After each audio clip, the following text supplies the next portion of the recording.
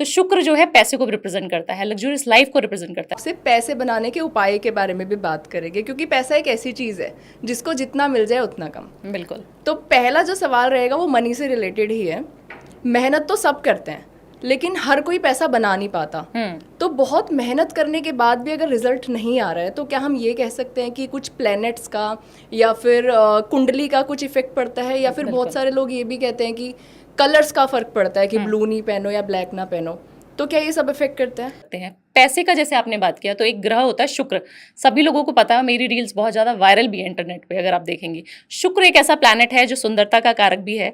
शुक्र एक ऐसा प्लैनेट है जो वाइफ को रिप्रेजेंट करता है, गर्लफ्रेंड को रिप्रेजेंट करता है, जो लव को रिप्रेजेंट करता है बेसिकली। तो शुक्र जो है पैसे को रिप्रेजेंट करता है, लग्जूरियस लाइफ को रिप्रेजेंट करता है। पैसा बहुत है बट खर्च हो जा रहा है गलत चीज़ों में, तो शुक्र आपका खराब है। आप बोलेंगे कि हमारा तो शुक्र अच्छा नहीं है, बट मैं तो पैसा बहुत कमाता हूँ, ये कमाती हूँ। बट क्या है कि कहीं ना कहीं आपका पैसा गलत चीज़ों में लग जा रहा है। कोई कोर्ट केस चल जाएगा, कोई इस तरीके की मिस हैपनिंग घर में हो जाएगी कि आपके सारे पैसे वहाँ पे खराब हो जाएंगे। तो जिनको पैसा स्मूथ चाहिए कि एक स्मूथली मेरे पास पैसे आते रहे, मैं उस चीज़ को अपनी लग्जूरियस लाइफ में इन्वेस्ट कर पाऊँ, ऐसी चीज़ें कर पाऊँ, ऐसी चीज़ें खरीद पाऊँ जो मुझे अच्छी लगती हैं, जो मेरा शौक है, उसके ऊपर अगर आप पैसा खर्च कर रहे हैं तो आपका शुक्र कहीं ना कहीं अच्छा होगा।